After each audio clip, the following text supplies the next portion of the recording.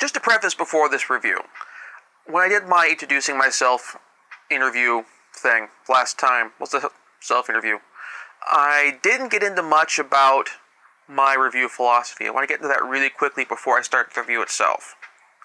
I'm of a mindset that no media that has a narrative should be exempt from criticism for its narrative.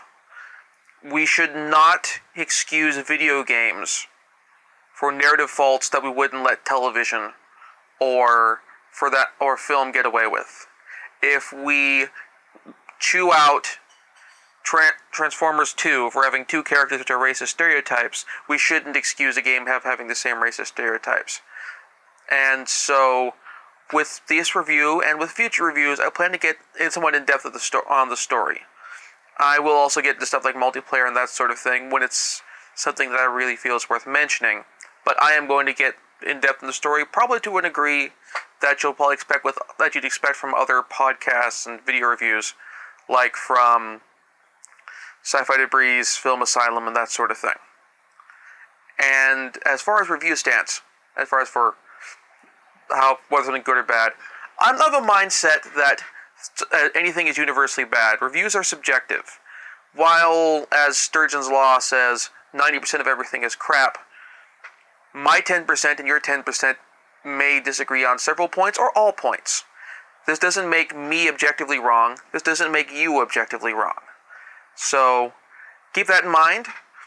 And if you find yourself realizing that the things that I like are things which you consistently dislike, keep that in mind. My reviews should still be informative to you in knowing what you're looking for in a video game. And other way around, if you dislike the kind of things I like or what have you, this review should still be useful to you and future reviews as well. With that out of the way, let's get on to the main body of the game. Review.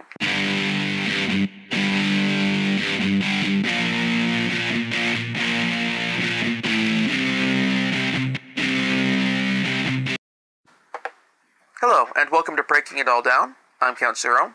This week, my review is going to be for Splinter Cell Conviction, and the latest adventures, and currently the last installment in the series of Sam Fisher, who with this game gets much more into the 24 Jack Bauer territory, but without the well thought out narrative. The story begins about 3 years after the events of the last game, which I'll admit I haven't played. Sam Fisher is looking for the person who killed his daughter in a hit-and-run car accident, which he suspects had more to it. And thus he is in Milan? Wait, really? Sorry, my bad. Not Milan, he's in Monaco. Same difference, you're in a luxurious, ancient city on the Mediterranean, looking for someone who did a hit-and-run on your daughter in the United States. We get no context for why he's here after the accident. We get no context really for much leading up to this whole thing. It's just, he's in Europe now, on the Mediterranean, and makes it feel really, really odd. He's here sitting in a cafe, sipping his coffee, when he gets communication from Anna Grimsdottir, or Grim as she's known for the rest of the game, mercifully, because I am probably going to end up mispronouncing that. I probably already have. If you're Icelandic, I apologize. And she gives him a heads up to a hit squad coming to kill him in the cafe. Sam takes out the hit squad, and in this whole sequence, we actually get introduced to the first new game mechanic of this. Well, new game mechanic. It is the mark and execute system, which if you've played Rainbow Six Vegas, you'll probably be fairly intimately familiar with. They've made a few adjustments here to rework how it's done. Basically, the way this works is if you take out an enemy using melee, you activate your mark meter. You can then mark a number of targets, which varies based on the gun you're using and the weapon upgrades you have installed. Once you've marked your enemies, you just tap the fire button or something similar, and they all die. You shoot them all in the head with unerring accuracy. And this is probably, of the various new mechanics you get in this game, this is the one I like the most. It's actually also thinking that more games with the sort of spy genre, the semi-action spy genre, need to introduce. Because it sets up a situation where if you're doing a stealth game, and if you get caught, but it's not a mission failure situation where you can theoretically fight your way out of it, it gives you a way to quickly, and if you're using a silence gun, quietly take out the guys around you so that you can make a quiet exit and get to someplace safer and get into more of a stealth state. This is something which, if they do make more core Metal Gear Solid games, I would really like to see. And so from this we get to probably one of the best levels of the game, which is the estate of Andre Corbin.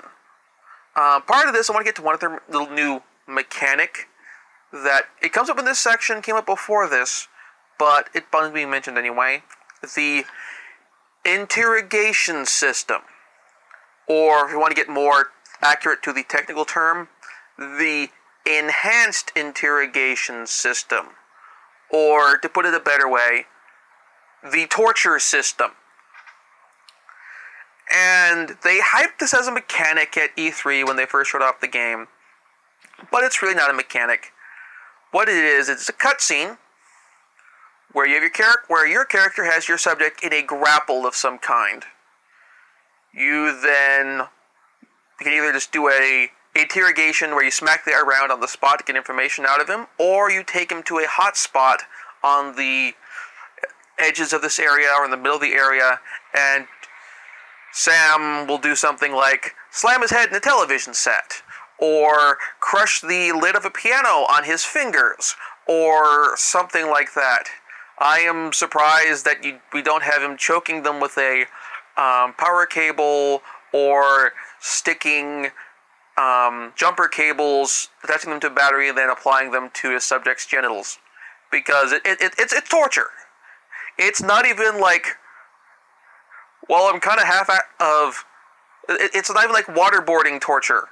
It's like The Shield. It's like Vic Mackey torture, in where it's cruelty, and I mean, anyone who's seen any real spy stuff knows that, as far as like the more realistic depictions of spy fiction, like John le Carré, like, even for that matter, some more recent stuff like Burn Notice, torture doesn't get you any real information where you're actually killing someone. It doesn't get you any real information, or threatening to kill them, or killing his buddy. You get them to tell you what they think you want to hear. And it doesn't mean it's true. To the game's credit, we don't have cases where Sam's interrogating people while asking obviously leading questions either. Otherwise, I'd just be slamming my head against the desk, controller, walls, anything to make the hurting stop. But anyway, let's get something good in the game, which is the manner level. When the game was shown at E3, we got our first real gameplay look. This is what we got. This is what they showed us. And this is actually perfect, because it shows us really everything we want to know about the game, in terms of how it looks, and at its best, how it plays. So, what we got is, we start out with Sam walking down the street towards the mansion.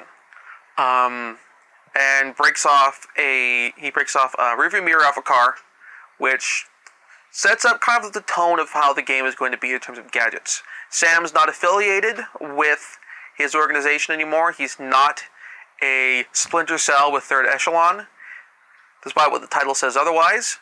Sam Fisher is improvising. And so from there, he sneaks in, and we get basically how I love stealth games to be. You have multiple approaches to a situation. You can theoretically get through the whole area without directly killing anyone, or at least up to the bad guy. There are some few guys in this game, where they're guys you have to kill or knock out or what have you. But you can get through large portions of this game just by sneaking by guards, and that's much of this game's strength. When these sections come up, and this section even provides a great deal of environmental things you can do to take out bad guys. The best example in the sequence is there's a large chandelier in this main room. If you wait till two guys get under it, you can mark and execute the chandelier because it's crashed down on top of them. As far as the bad guys may suspect it's you, depending on how well you do things. I think they do kind of quote unquote recognize it's you, in that we get the alert state, which has everyone shouting, "Fisher, come on, wherever you are!" Even though, to my knowledge, none of them know that you're coming. That Sam Fisher's coming. It works really well. In fact, to be absolutely honest, in the E3 demo, they kind of skipped over the market level, and I like this section more. I would rather that this be the first level of the game than the market level. Market level let you get introduced to the mark and execute, which is all good, but this would have been so much better.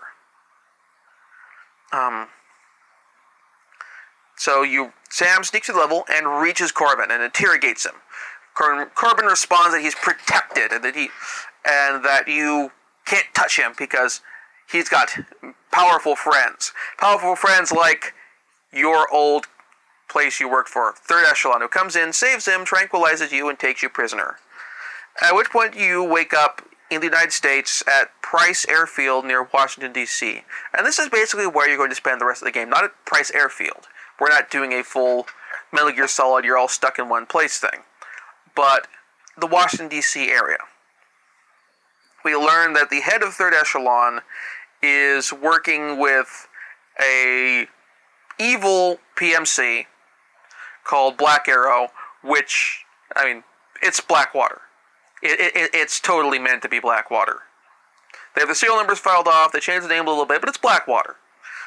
And they're planning something evil. And so Sam is rescued by Grimm, who it turns out is working undercover inside Black Arrow and Third Echelon, trying to figure out what they're up to for the president. And because apparently she expands on this, there's an evil cabal out to overthrow the president, and she's trying to figure out who's in on it. Sam sneaks to the level, destroys the base's satellite uplink and helicopter, and then escapes. This is where things step down in quality, and this is also basically gives us a primer for the majority of the levels of the game. Basically, what this level is you go through more or less a straight line path, small confined areas which lead into slightly larger arenas, which give you a few little different approaches to it, but basically require you to kill large numbers of people in a somewhat sneaky fashion to get the objective. And most of the game is like this.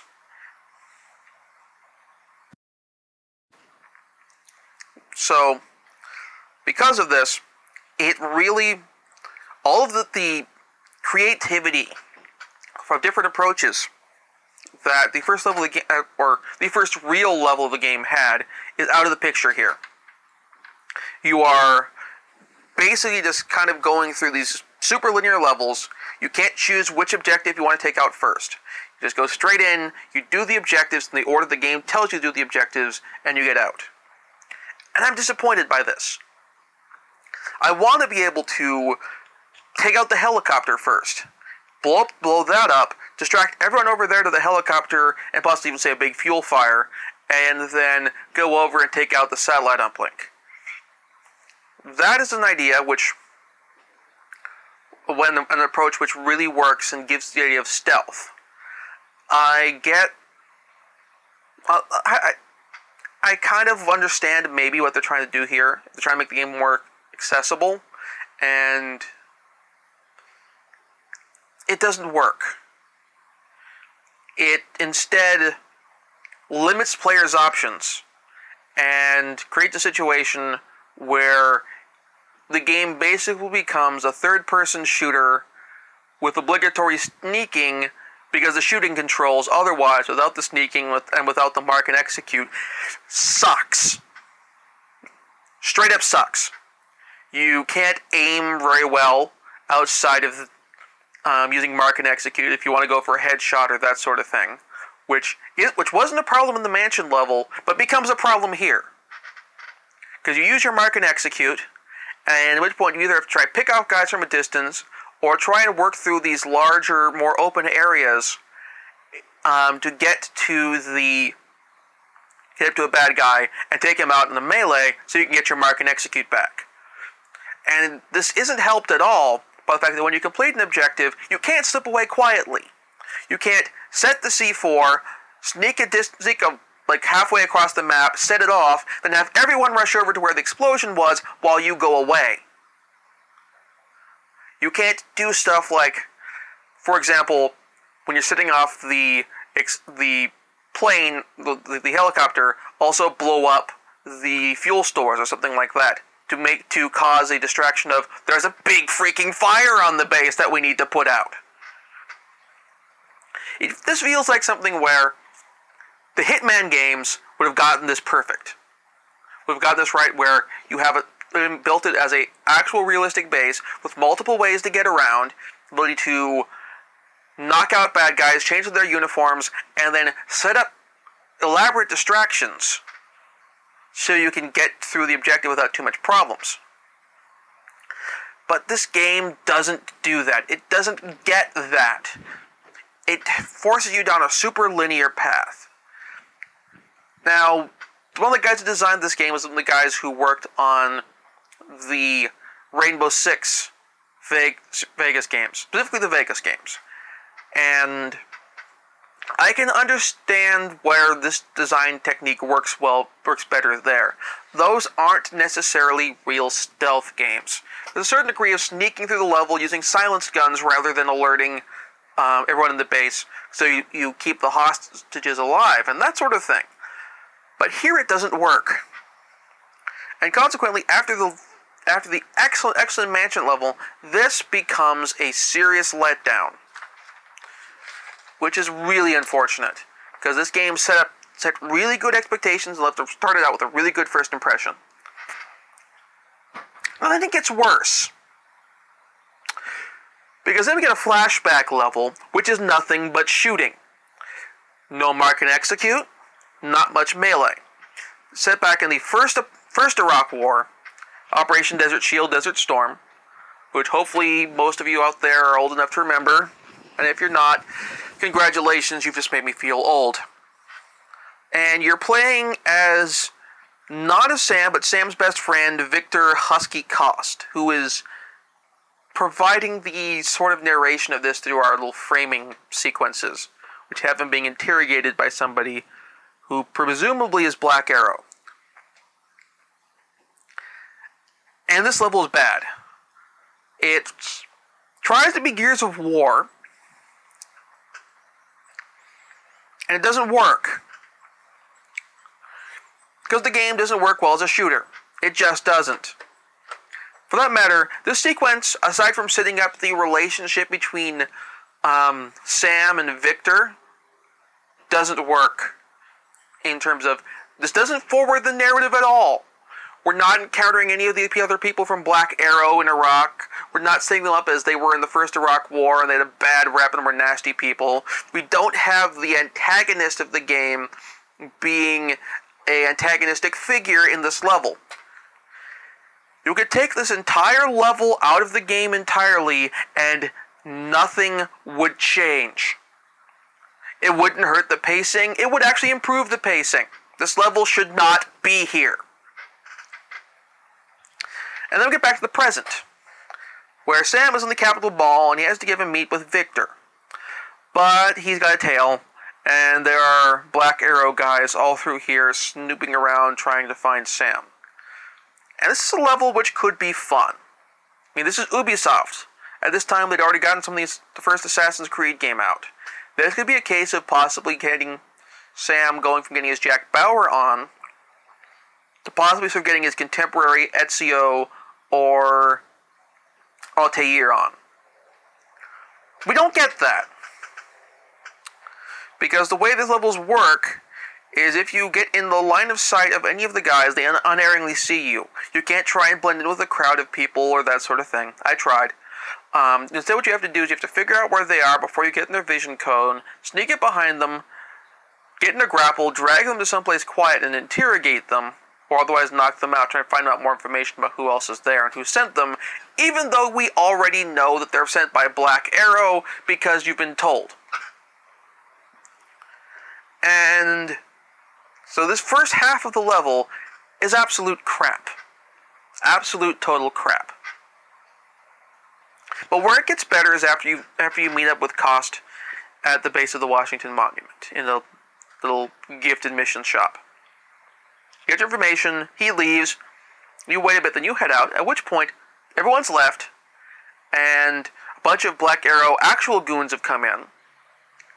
And your objective now is to get to your car. And this is where we start getting back into the fun stealth gameplay of the mansion sequence, where you get to choose how you're going to approach this. Do I go straight in, kill everyone? Do I kill some people, sneak past others? That sort of thing.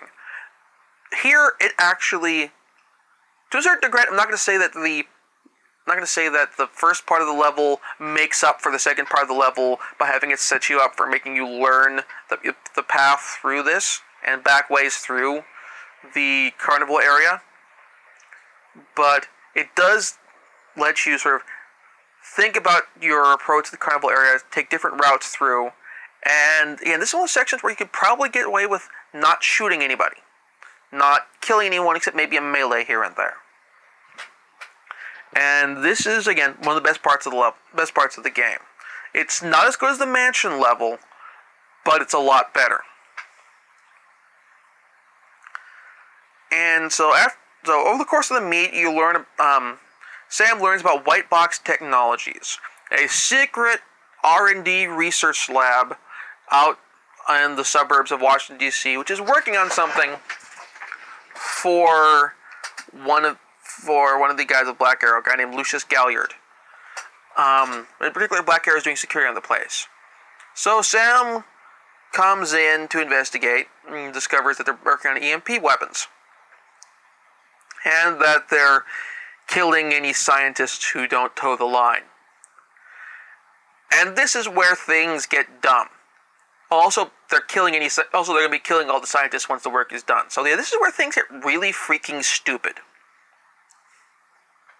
Because if you're planning on taking over the United States by overthrowing the president and putting somebody else in the line of succession in there, whoever gets in charge, whoever takes the head spot, unless you've killed or bought out the entire United States Army, plus the police forces and everything else, is still going to be bound within the law and can still be impeached.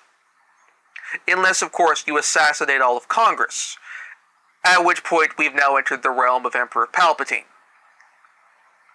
But no. So, we're going to have a situation here where you're going to have a building full of dead scientists. Full of said scientists with jobs, dead scientists with families, not obviously they have jobs, but dead scientists with friends, with forums they take part in, with lives. And somebody's going to figure this out. I mean, it's not like you're killing Jimmy Hoffa and putting him underneath the freeway. It's not like you're killing one guy. You're killing a building full of people in the United States in a major metropolitan area, and you're hoping that no one will notice. Because if they do, your plan is screwed. You're done. It all comes crashing down. Unless you kill them too. At which point, to reference the webcomic Girl Genius, the dirigible is in flames, everyone's dead, and you've lost your hat. And any plan where you lose your hat, as any Jaeger will tell you, is a bad plan. This plan goes beyond bad to terrible. It is a terabad plan. So, we've now set up all our bad guys are now the evil organization of evil. They're not just self-serving, they're not just greedy, they're not just overambitious, they're the evil organization of evil. They're Cobra without the fashionable uniforms and the cool gadgets. But anyway, Sam sends grim info on the project, then heads to the Washington Monument to eavesdrop on a secret meeting between Lucius Gallard and the Vice President of the United States. Yes, we have an evil plot of evil where, at least not the head villain, one of the major villains is the Vice President of the United States, which means that the plot's going to be kill the President, put the Vice President in charge, either as the new head or as the puppet of the man behind the man. 24 already, by the time this game had come out, 24 already did this. 24 already did this better because when they did it on 24, it took 2 seasons of real time, and in the universe, 2 seasons of 2 years of in-universe time for everyone to quite figure out the complexity of the scam and get enough information to have the Vice President arrested. I can reasonably say, again, if this doesn't get into the territory where we've installed martial law, fired the entire army and replaced them with Black Arrow, and assassinated the entire Congress, if we haven't done those steps, this plan could probably be safely figured out within max a week. This plan sucks. I'm going to say this repeatedly over the course of this review to make it sink in, but this is one of the worst evil villain plans ever. Ming the Merciless could come up with a better plan than this. I would even say using a weather control ray from the planet Mongo to influence the planet's meteorological conditions until we are so horribly cowed and disorganized that they could invade is more subtle than this plan. So, Sam tortures Galliard. And Galliard almost spills the beans until, wait for it, he's shot by a mysterious assassin. This leads to a chase scene level where Sam runs after the assassin while trying to knock out police officers who try to get in his way. And this level doesn't really work well because you're running full tilt and you have to stop, melee a police officer or a pair of police officers, because otherwise they'll shoot you dead, and carry on and hope the bad guy hasn't gotten too far ahead. And you make it to the end of the level, the guy reaches his car, gets in, and is about to get away when he turns the ignition key and the car blows up, making this entire last level completely pointless. Because we're not getting information out of this guy. We really didn't have a chance of getting information out of this guy because the game designers didn't let us, or didn't want to let us. This leads to a bunch of the most obvious third echelon guys ever showing up. I mean, they have the 3 laser sight, the night vision goggle logo painted on the hoods of their cars. This is the super secret Black Ops division of the NSA, an organization which, for most of its life, officially didn't exist. And they're driving around with cars with their logo painted on the fucking hood.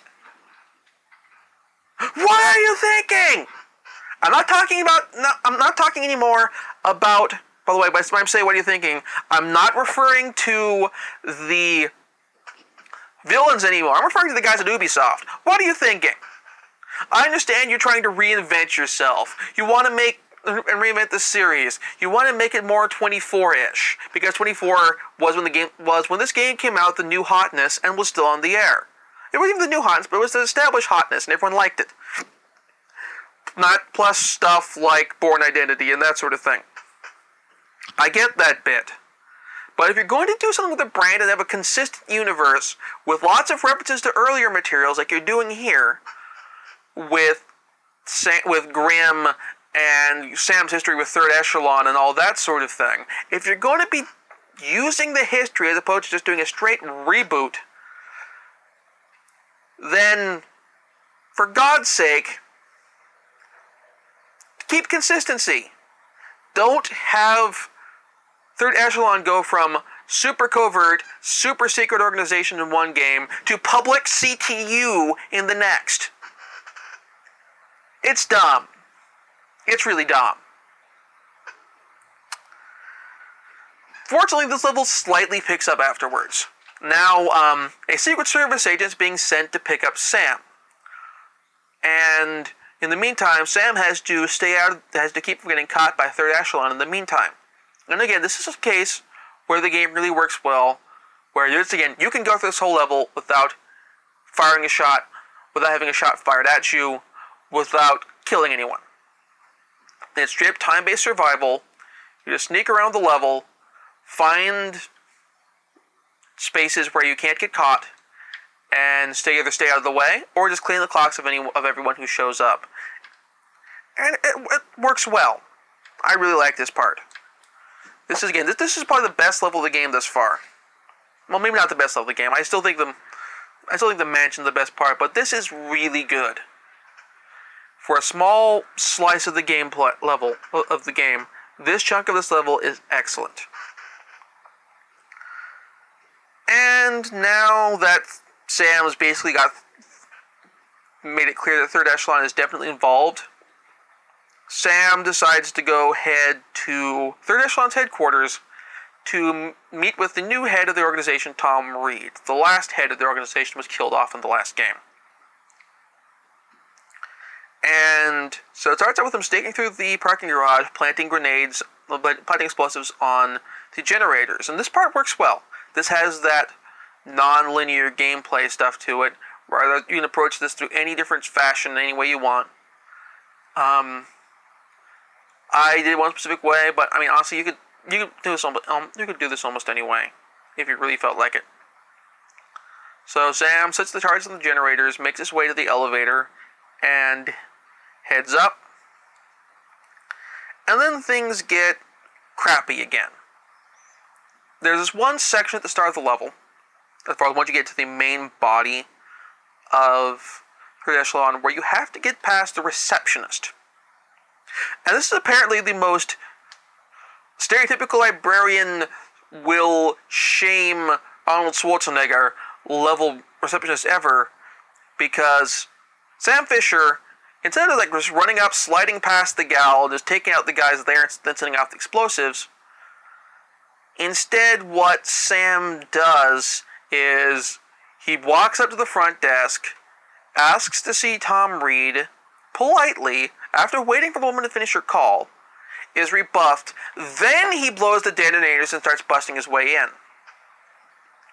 The problem with this is there's a guy in a security booth behind the reception desk who doesn't have bulletproof glass, who immediately starts shooting at you once this happens, and then security doors start coming down very slowly, but they start coming down, and if you don't run past all of them in time, then you're dead. I don't mean figuratively speaking, I mean that if you get a mission failed state, and you have to start over with the walking up to the receptionist and waiting for her to finish her call again. It's an unskippable cutscene too. Yes, I wanted to punch the receptionist by the time I got to this the fifth time. And no, changing the difficulty doesn't help this. It doesn't slow down the descent of the gates. It does let you kill guards faster, but this isn't the case where, you can pop it over to easy, get past this, and then once I get to another checkpoint, move on. No, you're stuck with this section. It doesn't get easy or uneasy, really. But you get in, you make your way inside, and you look for Tom Reed. As part of this, you get a set of sonar goggles, which kind of replace your night vision goggles, but not really. Because those night vision goggles, basically, they still let you see some of the environment. These sonar goggles, they'll let you see laser trip wires, let you see people. When the wave comes out, it'll define for a time obstacles in the environment, but these are really no substitute for night vision goggles. In fact, I would say that they are worse than night vision goggles. I can understand that maybe they were trying to avoid the detective mode thing from Batman Arkham Asylum, where you spend the entire game in detective mode instead of looking at the art design, but this went to really the opposite extreme. But then, so you get in. We get to, then you sneak in, go to Tom Reed's office, and instead of finding Reed, you find Corbin. And you finally get to interrogate him again, and he explains the plot, and explains that Reed's not the mastermind. No, it's some mysterious figure named, I shit you not, Megiddo. As in, like, you know, Left Behind. Like the apocalypse. They went there. It's one thing to go all 24. I get that. This is kind of a genre that's always been kind of in the... Even before 24, 24 was kind of partially this. The Tom Clancy's brand and 24 have always been that certain degree of similarity with each other. And when 24 came out, instead of having the main character be who it was, if they'd gotten the Tom Clancy license for 24, and we had, instead of Jack Bauer, we had John Clark from the Jack Ryan novels, from Rainbow Six, from Clear and Present Danger, and that sort of thing, I could see that totally working. Hell, John Clark, he even has a wife and daughter, just like Jack Bauer. But no, we're going this way, and we're going to look behind, and we have a bad guy named Megiddo. I don't know where we're going from here with the next game, if we get another game. But with a bad guy named Megiddo, I just can't help but feel like the next Splinter Cell game is going to be Sam Fisher versus the Antichrist. There's got to be a better name for this, but anyway, and again, this is where we finally get enumerated, if we hadn't figured it out already, and again, it's pretty freaking clear by the time we get to the sequence at the Capitol Hill, early in just the last level, that the president's going to get killed, the vice president's going to be put in charge, and that Tom Reed is going to be the man behind the man.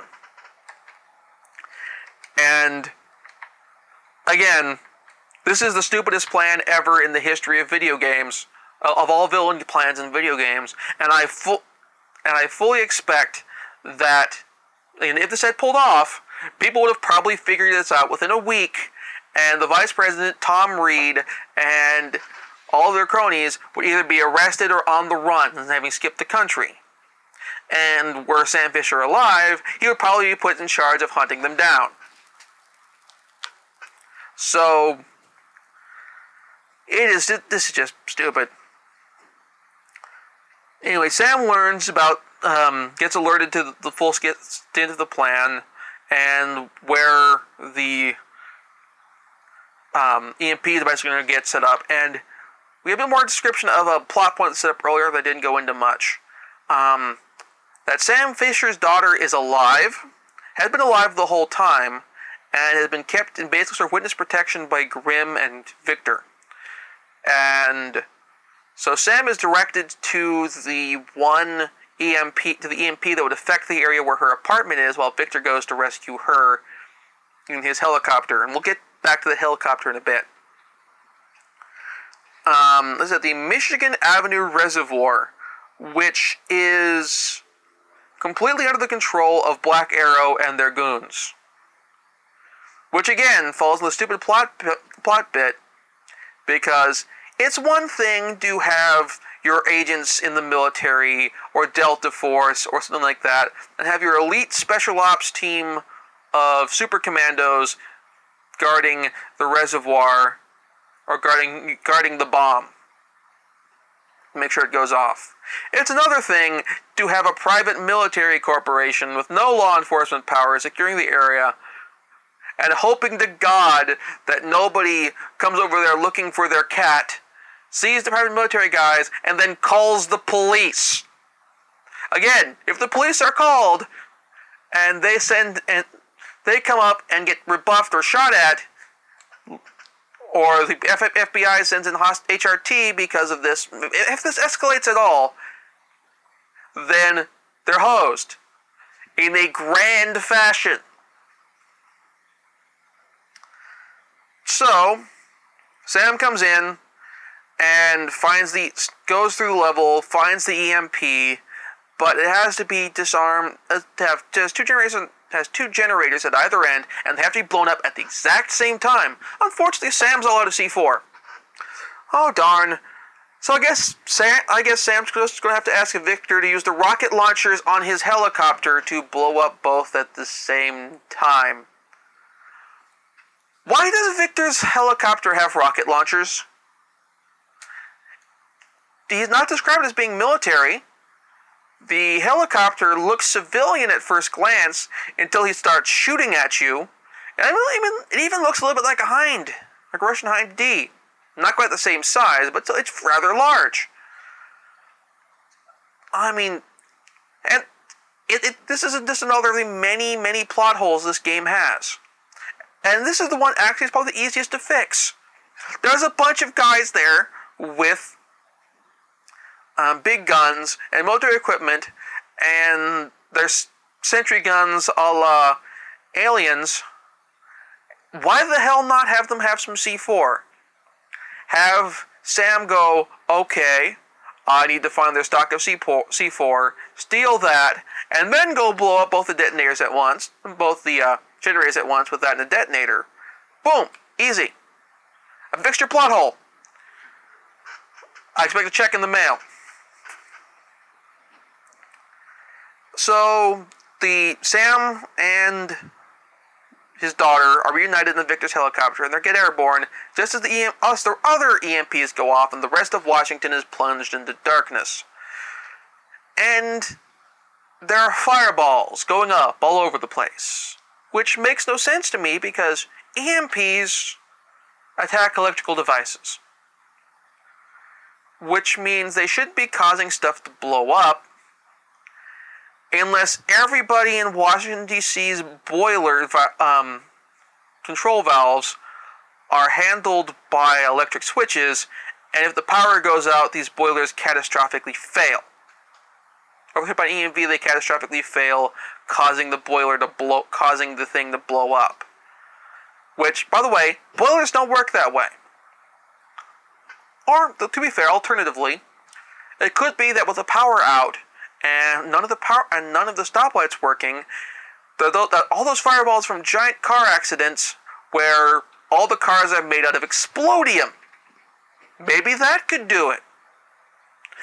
Or other things. Maybe all the fireballs are coming from people who are working on gasoline bombs and whose detonators have overloaded and gone off because of the EMP. Except detonators don't, admittedly, I'm not a military hardware expert, but detonators usually don't work that way. So this cutscene, while looking all visually striking and intense and that sort of stuff, doesn't work. None of the pieces of hardware you're talking about, I can reasonably say, work that way. And then, just to kind of put the icing on the bullshit sundae, the helicopter gets shot down by a surface-to-air missile by the Black Arrow people. Shouldn't their hardware be affected by the EMP too? Even if everything, unless it's all hardened. But I mean, comms and stuff, I can see that wanting that hardened. But like, Missile launchers? I don't know, like a guided missile launcher? Either their laser-guided missile launcher is super hardened, which seems excessive for a system that is designed to be more or less kind of disposable, in that the guidance system on a rocket is only meant to be used once, or we're dealing with a case of somebody shooting an RPG at the helicopter at a rather high altitude, and nobody noticing that there's a rocket coming towards them at night with this giant, bright, heat signature beneath it because there's a rocket. So they crash in a movie theater. Sam fights off goons, and he makes his way through the streets of Washington, D.C. in the most linear fashion possible. Just see, there's no alternate routes here. You are funneled down tight area number 1, street number 1, to street number 2, through alley number 3, to street 4, leading us to the front door of the White House, which apparently is the only way in, even though all the pressure sensors and motion sensors and lights and everything else on the White House lawn are no longer functioning because a giant EMP just went off in Washington, D.C. And just to make Sam's job slightly easier, there's a giant truck full of gasoline parked right in front of the gate. Yes, you blow it up. Yes, it blows up. It doesn't even blow up real good. You just blow it up, and it takes a bunch of guys out. Which doesn't make this any more intelligent. It's at this point where I really feel like the game is just throw up my hands and go, fuck it. I don't care. I've stopped caring about the plot. We're getting the climax. I don't care about it anymore. And you sneak your way through the White House. Sneak and kill your way through the White House, killing various Black Arrow guys, and are completely unable to save anybody. Which actually even annoys me even more. Is this would be a good opportunity for, like, say, especially if you wanted to do like extra achievements or something, is to have a setup where you have a certain amount of time to get to your objective, to meet up with Grimm to go save the president, but at the meantime, you could kind of do little side things to try and save the White House's staff and other people from the imminent death of these various teams of Black Arrow that are sweeping the place. Along the way, you restrain the vice president, and it's not even so much you torture him. You can't even pretend this is an interrogation this time. Sam's not asking questions. He's just beating the crap out of the guy. In this section, we saw them a little earlier in the game, and in this section we introduced to enemies which are kind of like Sam in that they have the sonar goggles, so they can see in the dark, but they go down just as easily as everyone else. Finally, at the end of the game, you meet up with Grimm. She kind of lightly wounds you in the shoulder so she can take you in undercover to get to Tom Reed. You mark and kill everyone. You interrogate Tom, and then you shoot him in the head. Or if you don't shoot him in the head, Grimm shoots him in the head, but either way, he dies. I don't see any reason why you wouldn't shoot him in the head. He's been dicking you around for the whole game, and he's a douchebag. And so that is the horrifically dumb story of Splinter Cell Conviction. As far as gameplay goes, it's alright. When you get the freedom to move around, to approach levels in different directions, from different directions, and solve things that way, the game works really well. It really feels like you're fighting tough enemies. It feels like they're taking a good approach to trying to find you, and when you alert them, or when you leave bodies where they can find them. And it makes you think and kind of puzzle out your approach for how you're going to do things. When you get the opportunities to approach things from different directions and maneuver around. When it doesn't, when it's basically the classic shooter formula of corridor to arena to corridor to arena, then things really fall apart, and it stops feeling like Splinter Cell and almost more like the bastard child of Siphon Filter and Rainbow Six. Would I recommend this game? No. This game, if you want stealth gameplay, want good stealth gameplay, earlier games in the series are better. For that matter, the Hitman games are better, particularly the later games in the series. If you want Tom Clancy's sort of style modern action thing with a certain degree of realism, then the Rainbow Six series is better, and often includes generally some of the same mechanics like mark and execute, which work better. But Splinter Cell Conviction tries to do too many things and fails at them. I appreciate ambition, but if you fail at it, you deserve what you get. So, like Tom Reed, should I shoot the game with the proverbial Nerf gun or no? There's no reason for me not to.